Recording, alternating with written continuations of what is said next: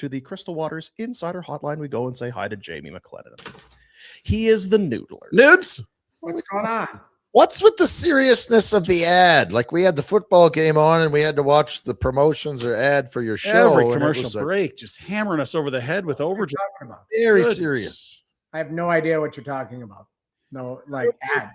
Send promo for Overdrive, but I think you missed the second half. It was Noodles and Steve-O and the other whoever. I have never seen what you're talking about. I have no idea what you're talking They're about. pushing hard in Alberta. That's all you need to know. They're trying to take our lunch money here. Nice of them. Very nice of them. I'm just finishing my fast, so I'm good. How's your fast going? Oh, 110 days. I keep a track of it, but I only do 8 on, 16 on. So that's amazing. Intermittent fasting. 16 days for 16 hours. Yeah, and then for 8. That's it. It's not complicated. It's you eat for 8 hours and then you fast for 16, and it's fine. I don't need to do these 2-day things and then where you're hallucinating and your body's going into weird shock and stuff. That's the psilocybin. That has nothing to do with the fast. It's cheaper than acid. Do it.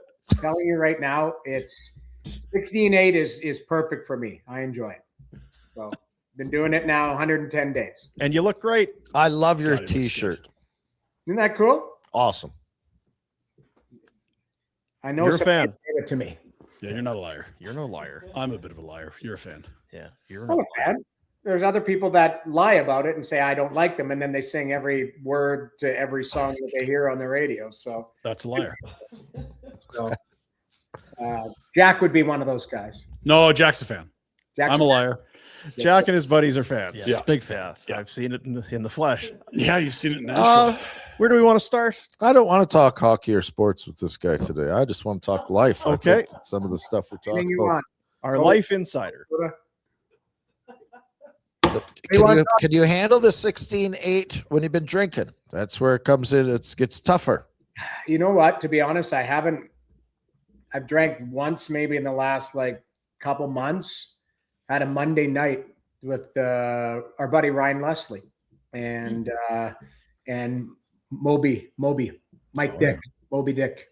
And 3 of us went out here in Toronto and had kind of around Christmas, had a little Christmas drink and stuff. So yeah, it was fine because if you're drinking, I didn't eat that night. I did feel like garbage the next day. I will say, I was a guy who never used to get hungover. And the next day I was like, oh, I'm feeling rough. It's been a minute, and I will be in Nashville next week, and I'm worried about it because what day? Schedule? Let me see. I fly in.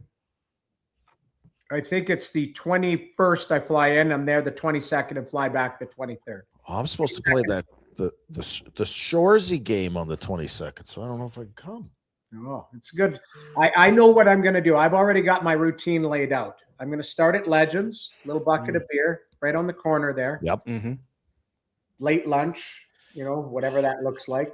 Kind of hang out. I think I'm doing Overdrive. I'm not sure if I'm doing that day. If I'm not, then I'm just going to continue and power through.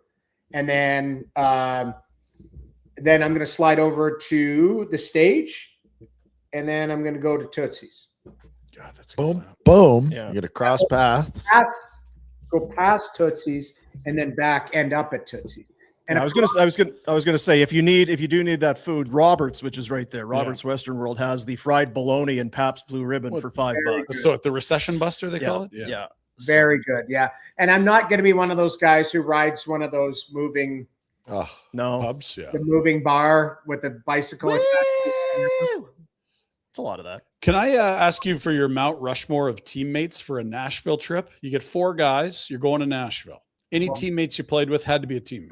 I'm staring at one of them. No, I'm not allowed to be on it because So what's the criteria? That's Any up to him. teammate going to Nashville, whatever he wants. Mika Kiprasov. Yes. Are you sure Rhett can't be on it? Yeah, he's in. That's 2. You got 2 No, more. I can't go on it. I want some people. I want some guys from back in the day. That Rhett Warner's on the trip. Let's just assume that Rhett is. He's going to make it 5 then. He's going to show up. Yeah. That's going to show up. Yeah. Cameo from Rhett. Oh, Robin Regier. Wow. No, I'm not buying it. I get it. It's Calgary radio. It's not. There had to be some dusters in Long Island when you started that were real go-hards. No, I'm not saying they're not. I'm saying who are the guys I want riding shotgun and who I've done it most with. Yeah. Yes. So the 2 guys I've mentioned is Rhett Warner, Robin Regier, Mika Kiprusoff. I would put Iggy in there as well because Iggy's a fun time. We argue and we Till stage 5. I was going to say maybe because this is, it's your buddies. Who would be the guys that I got to keep this in check because any one of these wingnuts could go sideways. You need a wild card like this. Like who are the guys like we're going out, but it might not. Keep an eye on that. The Dono, Who? Sean Donovan. Oh wow! Okay. All Flames.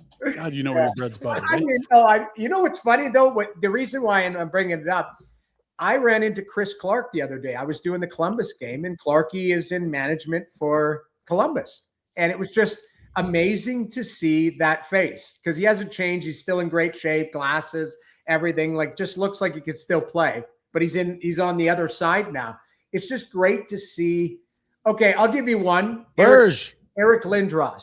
Ooh, that's a good poll. I went out with him a few times in New York. That guy is a serious man. Like, I love him. I've heard that too. Terry Karkner was good buddies with him when they played in Philly together, and then I was roommates with Karks in Florida, and he used to tell me stories. Yeah, like there's another one. I'll give you the dark horse, which our sleeper pick. Jamal Mayers. So I played with Jammer in St. Louis. Also, he was in Calgary when I was in the coaching side. Jammer's an unbelievable human and great, a lot of fun to go have a few beers with. I'll go back to my St. Louis days. Was Chris Pronger and Mark McGuire. We had a nice little trio there. That's a name drop for you. Yes. How about this one? This would have been 98? Prongs used to joke that I was the $1 million bartender because I was the backup, but I was the guy who could set the stage. Prongs was winning the Hart, and Mac was hitting 70. Yeah, that would have been the era. Yeah. Yeah. And I'm the only one who could talk.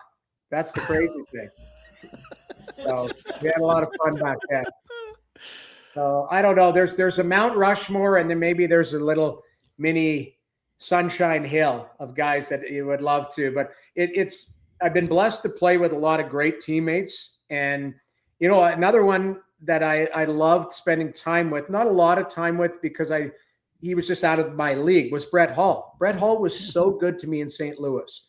Like, I was always alone at Christmas, and Christmas Eve was his night. So he had kids and stuff, and I believe he's divorced and that. Christmas Eve, I would go with him to a bar called the Cheshire. It was unbelievable. And he was like, hey, come with me. Like, I got the invite from the great Brett Hull. So, there's some real special teammates along the way, but the guys I named, the Rhett, the Robins, the Kippers, guys like that, lifelong friends that I had a lot of fun with. And I would want to be riding shotgun with them anytime. It's a hell of a taxi squad if it's got Lindros, Pronger, and Hull. Like, that's nice. That's the Black Aces for you. That's really good. That's the crazy part. They're Team B. Yes, that is crazy. Yeah. We were saying yesterday, not to pivot, but we'll talk a little bit. Sorry. Bones back behind the bench. He's coaching the Columbus Blue Jackets. He's been I think they showed the stat between his days as an assistant or a head coach or associate coach. 84. No one's been doing it more than he has. 2,900. It's the Noodles effect. Everybody loves him. It's like good guy. Any team in the NHL would love to have Rick Bowness in their midst, and Columbus is the latest. Well, and I had Bones in the island. Bones is a great guy. His son, Ryan Bowness, was bought with the Ottawa Senators. Like, to me, there's so many ties to that family And if you look at it, I heard you guys before I came on talking about it. Like, it didn't make sense for me. There's got to be more to that story. Like, I don't think they wake up and go, the coach is the problem. You're like, okay, I actually think they've got a lot of good young players there. Like, a lot. I like the goaltender. I think Fantilli's going to be a player. Like, I think you look at some of their players, that Marchenko is a good player. Zach Werenski is one of the best in the league, defenseman. So you look at it, they've got some pieces. Something doesn't jive there for them to just make a change right now. So It's probably a bigger picture. They're like, okay, let's get through the next 40 games with a guy who's really well-liked. And then let's reset in the summer. Bones is 70 years old. I don't think it's the long-term fix there. What he is you come in, he helps with the culture, he helps with everything. Bones is, to me, he's a versatile guy. He can adapt to any situation. And I think obviously it's a great hire just knowing the relation or the reputation of Rick Bowness. But he's a good coach and really well liked. I don't know if they'll go on this magical run, but I think it's more about just getting the organization, if there was something going on behind the scenes we're not privy to, maybe in the right direction. He's like that interim president at a business that's going to come in, figure out where the holes are and what to do, and then report back to the board and say, okay, this is what you need. He's a fixer. He's Mr. Wolf. He comes in. That's right. He's the wolf. And you move on. And then he has said, and it wouldn't surprise me if they move him into, I'm sure he's close with Don Waddell, into like a management advisor role. Sure. Kind of like Jacques Martin did in Ottawa a couple years ago. You bring in Jacques finished out the season, you move him up, and he's a senior advisor. I think Bones would be great in that scenario too. The Jackets beat the Flames last night. It's a tie game, a minute 34 left, and Mackenzie Weegar, who has it's been a disastrous season. I don't think that's overstating it. He was a guy who in the summer was at the Olympic orientation camp. Like, he was like, this guy is a couple years ago, 20 goals. And it has been a disaster for him this year. Anyway, he tries to get the puck out and can't, and then it's in the back of his net. And they showed the footage, and I don't know that it made the highlight packages, but he was just kind of sitting there, dejected, staring staring into space and wearing it. And it's not the first time, but it's the latest and the worst. What have you? I don't know how close you're watching, but I'm watching. For Mackenzie Weegar, it's been the worst of times.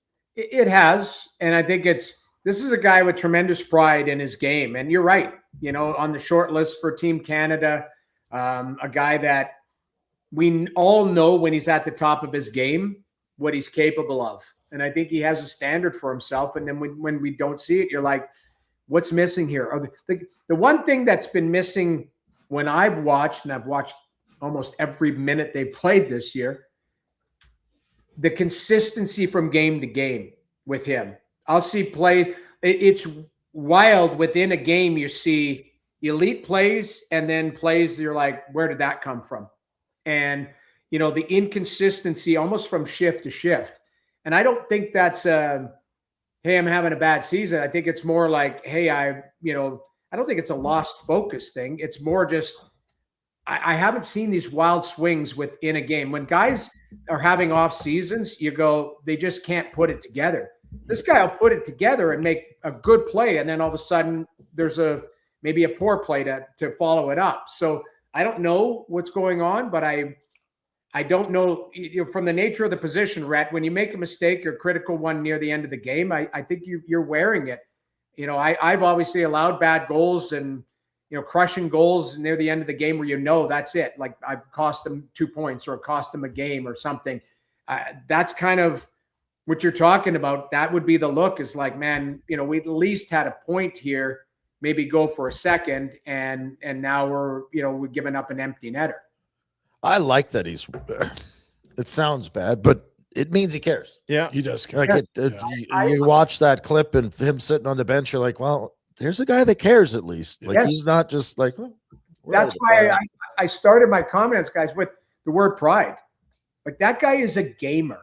Like, regardless of what you see out of him, I think he comes to play every night. I think he prepares. I think I think he's a pro. I don't think he's, I don't know. I haven't asked, but I would think he's like really coachable.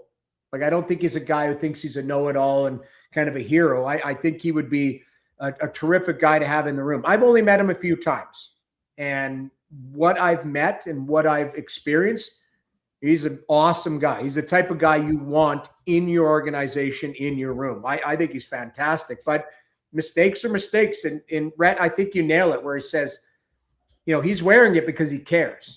He's not sitting there going, or maybe trying. We see a lot of athletes that try and point to the excuses. Come on. This could have happened. This could have happened. No, wear it and move on. That's a pro. It doesn't feel like get me out of here guy. It feels like God, this is killing me. I need to be better. I can't make that mistake vibes. Because I saw in one of the group chats, someone was like, he wants to get out of here. I'm like, I think it's the opposite. I think he cares a lot and this is killing him. Yeah. I think he cares about winning and losing, which matters. And I don't. Yeah. I think if he was playing for Dallas, just because Dallas came into my head, it would be the same thing. And I will ask you a more in-depth question. All right, you've got Weegar, you've got Anderson, you've got Kadri, you've got Coleman. Backlund's not for sure not going anywhere. Right. How to set up the question? How many guys do you need as veteran presence in a room to develop younger skilled players? Because it's not zero. No. Right. But it's how Also much not is eight. it? Yeah. Like, Columbus. I'm looking at Columbus. I'm like, and I was even thinking about you and your career. You're here. And not that it was a young upstart team, but the year before I got here, you guys missed the playoffs again. Yeah. And I was trying to remember back who was the veteran presence and we've looked at Edmonton. They bring a bunch of kids and they get criticized for not having veteran presence.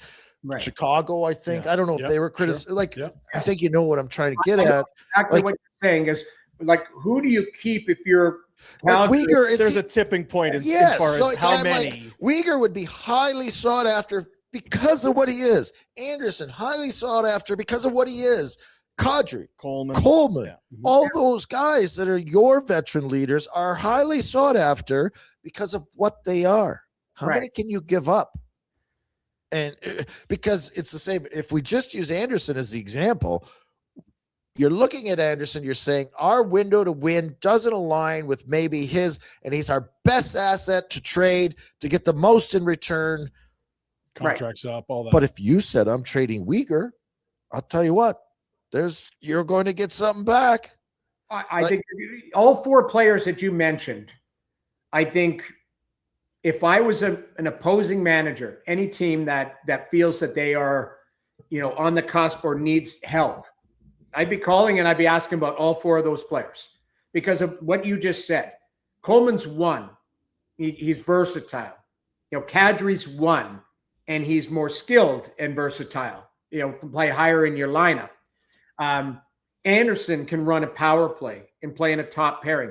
Weegar can run a power play and play in a top pairing. Yes, we talked about mistakes, but this guy's still a hell of a player. All four of those players, Connie's phone should be ringing off the hook going, what's it going to take? Now, I understand what you're saying, Rhett. Parek's going to need a mentor. Parek's going to need, if it's Coffee, you need Charlie Huddy. If it's Erik Karlsson, you need Mark Mathot. You do need somebody that is going to show him the way. Now, I don't know. This is why I'm not in Connie's chair. I don't know if you're looking at, if you get great offers for all four of those players, you have to look at accepting them or at least, entertaining them. Mm-hmm. And you're not just going, well, love Weegar or love Anderson and he'd be great for Parek, but what you can find mentors, you can find guys that can develop into that role or be in that role along with Parek, along with the ride.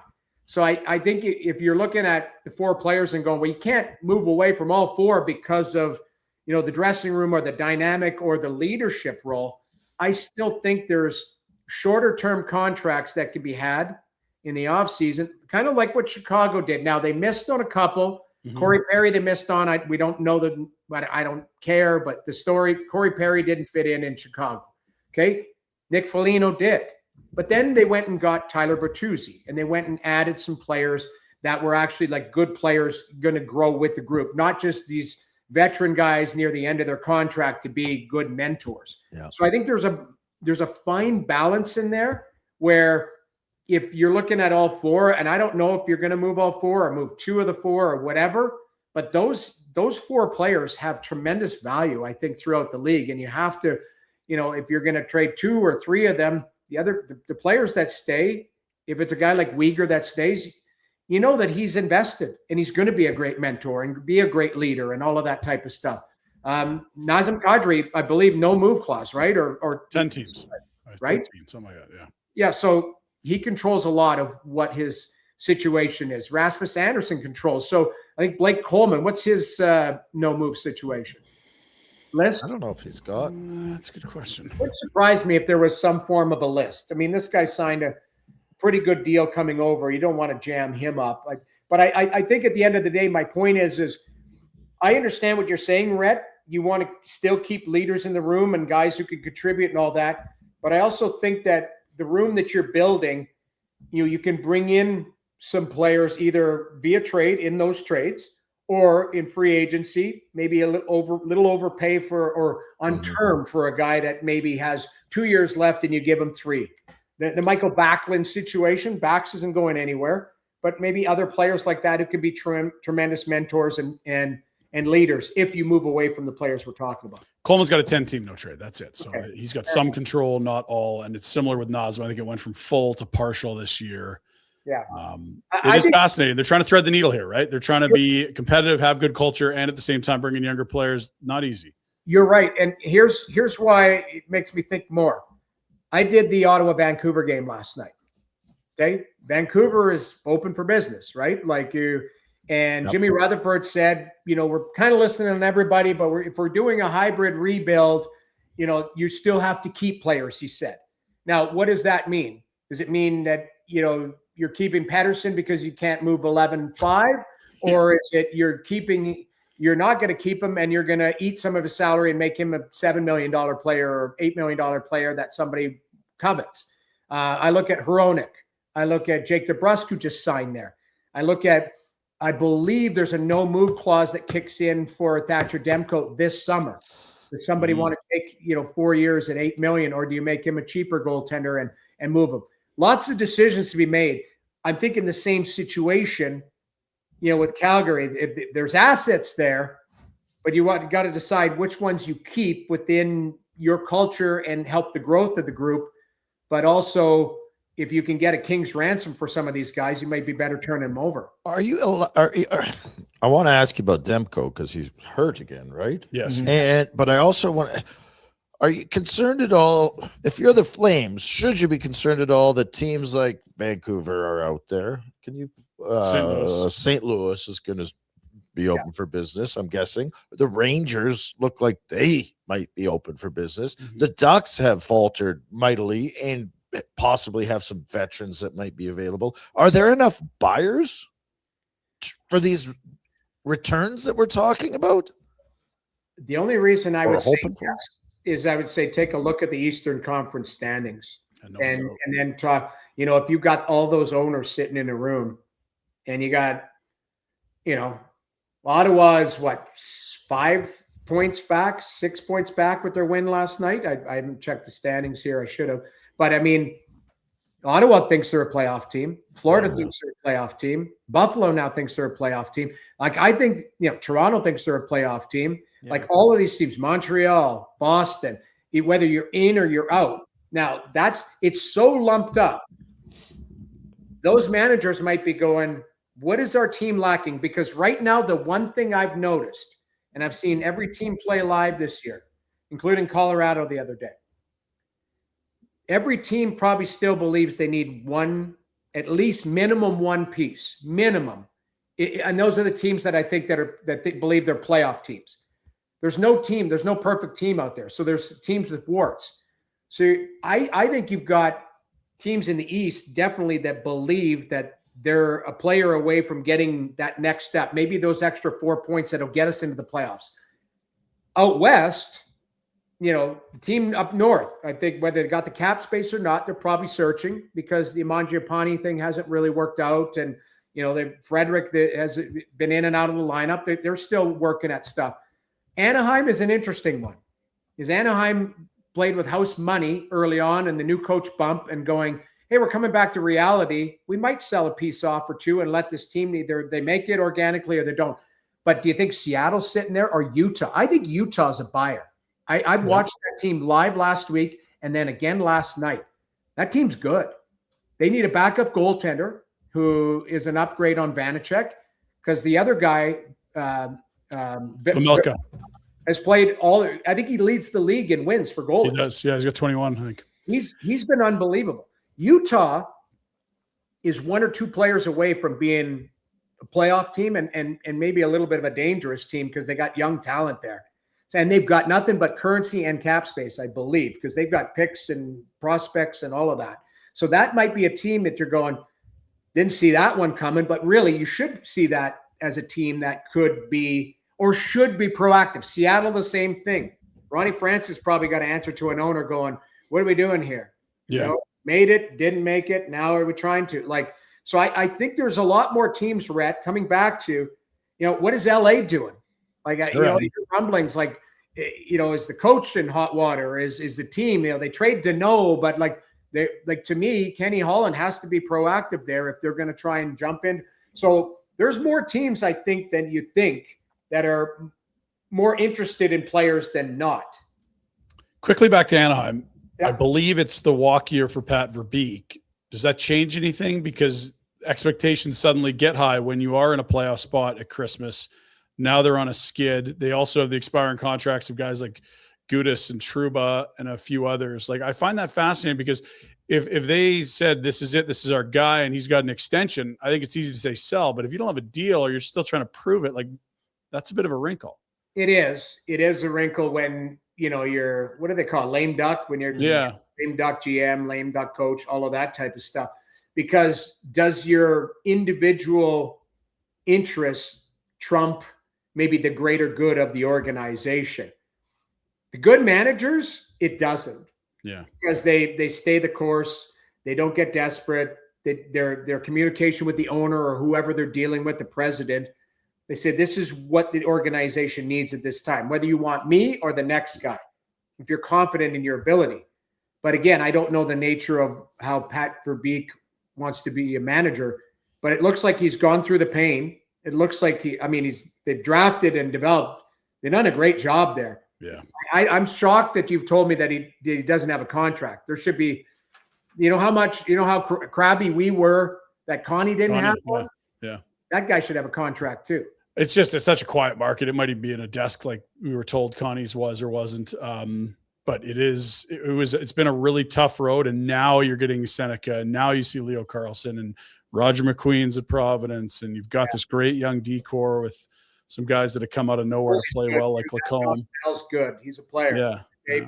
They've got some real, and I had a good chat with Joel Quinville when I was out there, and Q, it was funny because they were on a high and he said, oh, it's fun, Jamie. But he said, he knew, it was almost like he was like, this is coming. A market correction is coming. He called it too. And he just said, hey, we can score, but we can't defend. And that was really what the issue was, is they were outscoring their issues 7-6, and they had some high scoring games and stuff. There's another team, San Jose. What are they going to do? You add, or do you just go with what you have? So that's the interesting part, Rhett, coming back to, if you view Calgary as a seller and Vancouver as a seller and all these, the St. Louis's, there's going to be no shortage of teams calling them. It's another one of those things. You think about it. If teams were sending their scouts, hey, they're wrapping that road trip. They've got Columbus, Chicago. Go out there and watch the Flames and see Anderson. Oh man, 20 minutes, gets into a fight, scores a goal. He is demonstrating what he's all about right now. Could be a career year. No, he's been great. Yeah. I laugh about the scouting. Go watch them. We all watch the games. Yeah. You know what I mean? There is different. It is a difference between being in the building and getting a feeling and watching the guy on the bench and how he interacts with his teammates and stuff. Don't get me wrong. I'm not taking a shot at scouts. I've been one. Why do you hate scouts? Seriously. I don't hate scouts. I love them. My Is point Rob is, Ray a scout? What's the problem here? yeah, exactly. No, my point being is that it's always, I always laugh where it's like, well, go watch this guy. Like we all, a lot of these guys have the access to RinkNet and everything else. You can watch every shift of every player anytime you want. So it's more the intangibles that you're sniffing around on, or if you're a scout, you start talking to people around the building, all of that type of stuff. I run into scouts every night. I see them at the rink. If I'm, Do they know how much you hate them? Yeah. What are you talking about? Don't How you shit talk all these scouts. I'm surprised they even interact with you. Guys. If I get barn burnered again, might not see my Boom Bernard. Well, I mean, hey, you know what? Okay. I just have one on Ottawa to finish, but finish. Yeah. Well, yeah, I was going to say, be careful out in Ottawa. I hear there's things, and I know you're on the road a lot. Well, yeah, like there's clearly a big off-ice distraction. I don't care for the rumor, but just what is the vibe around the team, and like, does this have the potential to derail what was a very promising season? I mean, they make the playoffs, they get down 3-0, they fight against the Leafs, and you're like, they're arriving. This is a really good young team. They continue to bolster the roster. Where are they at? Well, you're actually the guy to help with the answer, Pinders, because you know the numbers. So last night we ran in our opening their expected goals for and their expected goals against. Okay. And they're near the top of the league. I believe they were, according to Sport Logic, they were 7th. And I think Money Puck, they were like 2nd. So depending on what site you go to, but let's just call it, let's saw it off. They're near the top of the league in expected goals, meaning they create a lot of chances. They just haven't been able, they've been snake bitten at the wrong times. And unfortunately, they generate the chances, but they're not scoring at the right times. Expected goals against, I believe they were 1, meaning they don't give up anything, but they're not getting the saves at the right time. Mm-hmm. So they're comfortable. The weird part is if you talk to people around there, they're like, what else do you want from us? We need a save. We need the right play. We need our power play to click. Their penalty kill is 31st in the National Hockey League. So that needs to be better. But when you look at it and you dive into the numbers, this team isn't far off. Yeah. But Marylainen hasn't been the Marylainen that was 8-3-3 last year with 3 shutouts. Allmark, obviously, it's well documented. He's away from the team. Don't know the nature of it. Don't care at this point because I'm not going to get into that. It's more about they need a goaltender, a starting goaltender to give them $8 million worth of goaltending. And that's what they're paying him, 8.25 or whatever. They don't have it. They have a Hunter Shepherd. This guy, look up his hockey DB pictures. They're unbelievable. This guy's got this hair. He's like 5'11". He's a grit grinder. They go and they sign James Reimer. James Reimer, I think, might be available tonight to them. Jeez. If not, it's on the weekend. So you could see what's going on there. And yes, the off-ice distraction, all of that. I've said this, and I'll say that I'm getting long-winded, but I said it in Toronto too. When Toronto was going through their struggles, it was, Tree built a bad team. Chief can't coach anymore. And Austin Matthews, you got to trade him, all this stuff. All of a sudden, they're 8-0-2 in their last 10 leading into last night. And I said, well, Chief can coach now all of a sudden? Like the team that Tree built is. I was always saying the players need to play better. And I'm sorry, that's what I'm going to lay on anybody is Ottawa, if they were 6-1 in their last 7, and there was some online rumblings, people would be like, who cares? They're winning. But when they lost 4 in a row and lost 6 of 7 and all of that, people are going, there's a distraction here. The team looks off. This looks off. This looks off. The goalie's not available. So there's just chaos tied to it. So that's kind of what it's a long-winded explanation. But I come back to best players have to be your best players if you're going to win in this league. And, Tim Stützle had a 13-game point streak, and he's gone dry. He hasn't scored in 7 now. And Brady Tkachuk has struggled. And you look at all these guys that are trying to get their game back in order, and then you've got the online distraction. There's just so much going on. And then you need a save at the right time. Last night, it came together for them against Vancouver. We'll see what they got against the Rangers tonight. I kind of get it now. You hear how he trots out the numbers and expected goals. Like, The stats guys hate scouts. It's like, oh, you need the eye test. What are your eyes telling you? I get it. I can see why you hate scouts. This is both. My first role in my first year out of the league. Daryl Sutter made me a scout. He made me a goalie advisor. All of these things. I was on the scouting staff, but I also ended up on Keenan's staff near the end of the year. The point being is, I love the scouts. I just always wondered when the comments of go see this guy. We see them every night. You know what I mean? Like we see them. You and I. I'm trying to figure out what Rasmus Anderson is. You haven't been paying attention the last day. That's my point. Yeah. If you told me like, hey, go watch Rasmus Anderson, I'm like, I've watched him for several years. I know exactly what that guy's capable of. Now, if you want me to go sniff around on him and say, would be a good fit for the dressing room and what's his deal and all of that, different story.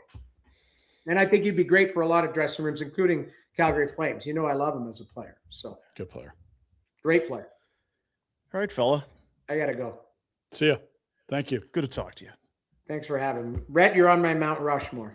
I'll see you in Nashville. I'll be there. Warner, Kippersoff, Regier, Iginla. Love it. Peter Hanlon. Rushmore. Gotta have Peter Hanlon there. He's a grinder. Gotta have all the classic people, like Dono. We had a great team in 04. That's what all I really did. Great team. Hey, buddies. Thanks for watching. We appreciate it. Also, if you could throw in a like and subscribe, it does help us out with what it is we are doing. And check out more at flamesnation.ca.